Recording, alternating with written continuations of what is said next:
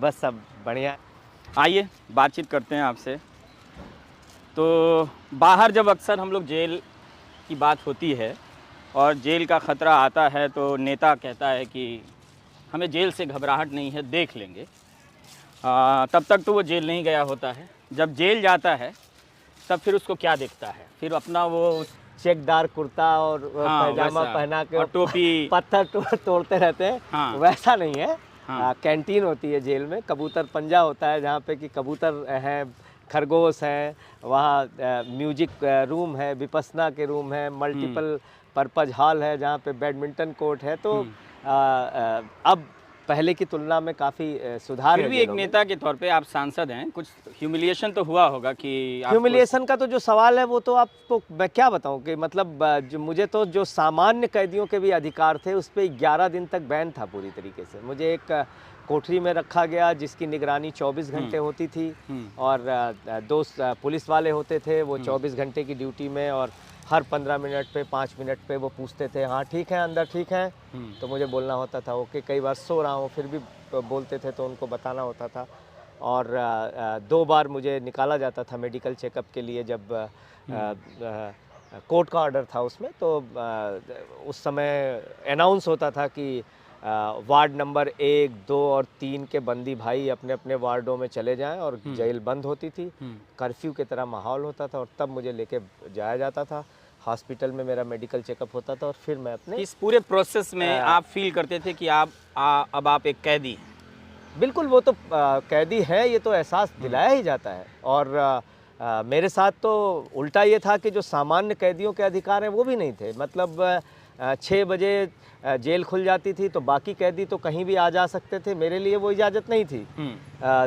12 से 3 जेल बंद होती थी, 3 बजे फिर जेल खुलती थी और 6-7 बजे तक बाकी कैदी कहीं भी आ जा सकते थे, मैं नहीं जा सकता था। तो 11 दिन के बाद मैं फिर सुपरिटेंडेंट से मिला तो मैंने कहा कि भाई मुझे जो सामान्य कैदियों के अधिकार हैं वो तो मिलने चाहिए, वो तो मेरा अधिकार है। तो उन्होंने कहा कि मैं इस पे फिर ऊपर बात करूंगा। फिर जिससे भी उनकी बात हुई हो, फिर उन्होंने ये कहा कि भाई जो समय बाकियों के खुलने का है वो उस समय ये कहीं भी आ जा सकते हैं और इनके साथ सिपाही रहेंगे। तो अगर आप देखेंगे तो ऐसे बहुत सारे क्षण आते हैं जब आपको कोर्ट में वो जो एक हवालात बनी होती है उसमें बैठाया जाता है, जब आपको ये अपराधियों की जो बैन है उसमें बैठाया जाता है और जाले लगे रहते हैं, चारों तरफ से अंधेरा होता है, पुलिस के जवान खड़े होते हैं वो लेके बंदूक। तो कई क्षण ऐसे आते हैं। लेकिन अच्छा ये रहा, मैं धन्यवाद दूंगा जो भी जेल के चाहे अधिकारी हों या दिल्ली पुलिस के जवान हों, किसी ने अपनी ओर से कोई ज़बरदस्ती या बदतमीजी की हो ऐसा मैं नहीं मानता। रहे होंगे उनके ऊपर भी दबाव रहे होंगे। मतलब उस अमानवीय क्षण में भी कुछ मानवीय पहलू थे आपके साथ? बिल्कुल, मतलब वो ये कट जाएगा अगर ये उनके नाम लेके नहीं बता सकता, लेकिन बातचीत में कहते थे कि आपके साथ गलत हो रहा है और हमें दबाव में काम करना पड़ रहा है।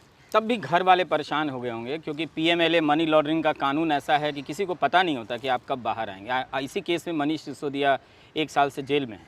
बिल्कुल आपने ठीक कहा। ये कानून ही ऐसा है जिसमें लंबे समय तक जेल में आपको रखा जा सकता है। लेकिन रवीश जी 80% लोग अंडर ट्रायल हैं हिंदुस्तान की जेलों में। कोई 10 साल से अंडर ट्रायल है, कोई 5 साल से अंडर ट्रायल है, कोई 3 साल से अंडर ट्रायल है। विचाराधीन कैदी 10-10 साल से, सज़ा से ज़्यादा जेल रह गए, वो सज़ा से ज़्यादा जेल रह गए। तो जैसे मनीष सिसोदिया जी का या हम लोगों का केस तो सामने आ गया, बाकी तो ऐसे बहुत सारे लोग, जब आप जेल में जाएंगे तो असलियत पता चलेगी कि कितने लोग अंडर ट्रायल हैं लंबे लंबे समय से, उनकी तारीख पे तारीख ही पड़ रही है। 10-10 साल से जेल के अंदर हैं अंडर ट्रायल। तो आपने कहा किसी इंटरव्यू में, आप कह रहे थे कि आप जेल से चिट्ठियां लिखते थे, तो मनीष को कभी चिट्ठी लिखी है आपने? या बंदी को पत्र नहीं लिख सकता है? नहीं, चिट्ठियाँ इस वाले हिस्से का तो मुझे ठीक से पता नहीं है। बंदी को चिट्ठी लिख सकता है, नहीं लिख सकता है, लेकिन जेल से बाहर चिट्ठियां असीमित लिख सकता है और बाहर से चिट्ठियां उसको आ सकती हैं। लेकिन वो चिट्ठियां जेल प्रशासन पढ़ेगा और उसमें कोई आपत्तिजनक चीज़ होगी तो उसको काटेगा, ये प्रावधान होते हैं। और अगर कोई ऑफिशियल चिट्ठी आपको भेजनी है, जैसे मैंने भारत के उपराष्ट्रपति जी को पत्र लिखा जेल से, तो उसको जेल सुपरिटेंडेंट अटेस्ट करता है और तब वो चिट्ठी जाती है। कोई गोपनीय चिट्ठी अगर आपको लिखनी है तो वो चिट्ठी सील्ड कवर में जाती है और आपकी चिट्ठी भी मतलब 162 गवाह ईडी के हैं, 294 गवाह सीबीआई के हैं।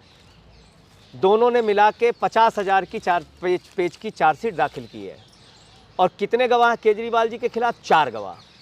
कौन कौन है? मंगुट्टा रेड्डी, राघव रेड्डी, कई सौ गवाह में से 4 गवाह, 4 गवाह, अरविंद के खिलाफ हैं। 456 गवाह में से 4 गवाह। उन 4 गवाहों की भी हकीकत सुन लीजिए। 4 गवाह है, राघव रेड्डी, मंगुट्टा रेड्डी और शरद रेड्डी, और एक गवाह है सी अरविंद। ये 4 गवाह हैं।